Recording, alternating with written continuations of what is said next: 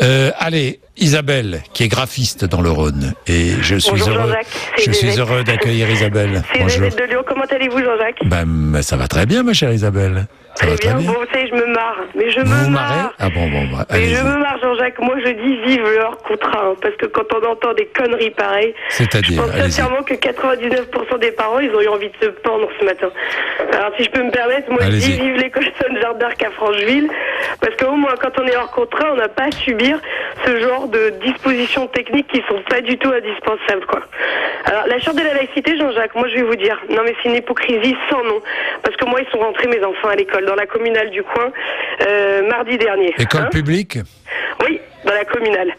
Donc, mardi matin, j'ai reçu un petit papier qui dit que, à la cantine, on peut demander à avoir des changements de plats par conviction personnelle, mais ils respecteront pas nos choix, de toute façon, donc à quoi bon les mettre, d'ailleurs.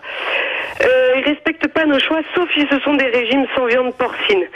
Alors, moi, je vais vous dire un truc, Jean-Jacques, la laïcité, c'est vachement mal parti, Parce que si déjà, je peux même pas demander du poisson au vendredi à mes enfants parce que je suis catholique, je pense que ça va mal se passer l'année. Donc ça, c'est mardi, Donc, moi, vous savez, je vais vous dire un truc, Jean-Jacques, je suis contre l'interdiction du port du voile, parce que c'est faire l'autruche. C'est obligé à cacher un problème qui existe. Voilà, il y a des musulmans à Francheville, il y a des musulmans, et s'ils ont besoin de manger sans porc, ils mangent sans porc. Mais moi, je suis catholique, le vendredi, je veux du poisson, le vendredi de carême, je veux pas le carnaval, je veux qu'on fête Noël, etc. C'est la laïcité, c'est dans les leçons. Mais on fête déjà Noël. On fête déjà Noël, Isabelle. Ah oui, mais vous savez que dans des écoles, on fête plus. C'est comme la fête des mères. Maintenant, c'est la fête des parents, pour vexer personne. Oui, Alors, Monsieur Payon, il dit une école où on croit en rien. Est-ce qu'il se rend compte 5 minutes de ce qu'il dit ? Le mec, il fait la morale à tout le monde. Alors, quand il était jeune, il faisait de la contrebande de saumon fumé. Je sais pas si vous le savez, mais dans le milieu politique, tout le monde le sait, quoi. Le mec, il veut imposer des valeurs, alors qu'avec la méthode globale, je sais pas si vous savez, Jean-Jacques, en 2013, combien de pourcentage de 6e ne savent pas lire ? Moi, vous savez, j'ai 30 ans. Donc, la 6e, c'était loin. Et déjà, à ma 6e qui était très loin, il y avait des enfants qui savaient pas lire. Là, sur le site de l'Académie française, il est écrit noir sur blanc qu'en 10 ans, le nombre d'illettrés en 6e a augmenté. Qu'est-ce qui vient nous emmerder avec sa charte de la laïcité ? Il ferait mieux d'arrêter de faire appliquer la méthode globale, Jean-Jacques. Parce que là, les gosses, qu'est-ce qu'il est en train de faire ? De les déstructurer. Voilà, il fait plus son boulot, monsieur Vincent Payon, si vous m'écoutez.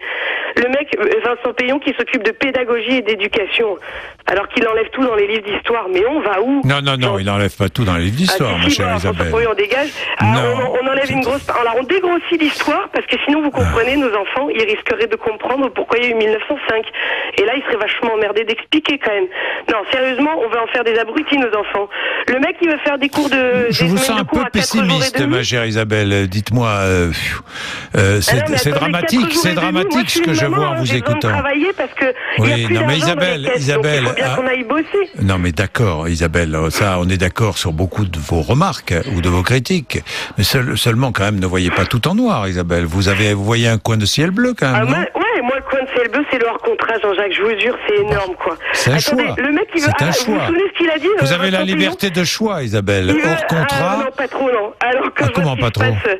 Mais comment, je comprends pas. Vous savez pourquoi j'ai pas le choix, Jean-Jacques ? Parce que moi, j'ai besoin de travailler, d'accord ? J'ai besoin pour payer, mes traites. Oui, vous n'êtes pas la seule, oui. Voilà. Et le hors contrat, ils sont tellement hors contrat, donc pas aidés par l'État, que ça commence qu'en grande section. Qu'est-ce que je fais de mes enfants, moi ? Je me saigne aux 80 et je leur paye des nounous, ils restent tout seuls. Hors contrat, pourquoi est-ce que l'établissement est hors contrat, Isabelle ? Selon vous ? Parce que ça plaît pas trop à Vincent Payon. Non, mais pourquoi ? Parce qu'il y a un engagement. Oui, mais l'engagement, attendez, depuis qu'ils ont changé le mot de enseignement en éducation nationale, l'État se sent obligé de fourrer son nez. Vous n'avez pas demandé à l'État de financer, vous n'avez pas demandé à l'État de financer un établissement qui fait, d'une manière ou de l'autre, du prosélytisme. Je vous pose la question. Attendez, Jean-Jacques, quand j'entends Vincent Payon, qui dit qu'il veut arracher les enfants à leur déterminisme social, mais allô, t'es leur père ou quoi ? Il veut aussi étudier mes enfants et se lever la nuit et leur donner le biberon. Mais ça, c'est mon boulot, Jean-Jacques. Et Laurence Rossignol, sénatrice du Parti Socialiste dans l'Oise, elle affirme chez TADI que les enfants appartiennent à l'État. Non, mais vous vous rendez compte de ce qu'il balance? Isabelle, charte 6 de la laïcité, vous allez me dire ce que vous en pensez. La laïcité de l'école offre aux élèves les conditions pour forger leur personnalité, exercer... Laissez-moi finir. Exercer leur libre arbitre et faire l'apprentissage de la citoyenneté. Elle les protège de tout prosélytisme et de toute pression qui les empêcherait de faire leur propre choix. Donc, la force, justement, de l'école laïque, c'est de protéger les enfants de tout prosélytisme, Isabelle. Vous savez pourquoi à Lyon on a fondé les enfants d'hétéros, le groupe Les Enfants d'hétéros au début du mariage gay, pour remettre l'État à sa place, c'est-à-dire en dehors de nos vies, de notre foi, mais je vous pose de notre religion, de notre éducation. Pardon, ce qui veut dire que... du fric. Mais... Alors qu'ils pompent du fric et qu'ils laissent nos enfants tranquilles. Isabelle, je comprends pas très bien. Vous regrettez que les écoles privées sous contrat ne soient pas aidées par l'État, et en même temps, hors contrat ne soient pas aidées par l'État, et en même temps, je comprends pas très bien. Je comprends pas très bien. Bah non, je regrette pas, parce que dans leur contrat, on peut faire ce qu'on veut, c'est-à-dire qu'on peut enseigner la totalité de l'histoire de France à nos enfants, ce qui n'est pas possible. Moi, ce que je trouve scandaleux, c'est que nos impôts servent à financer les écoles publiques, et que quand on me parle de la laïcité et qu'on me balance que... et c'est comme ça, l'école est laïque.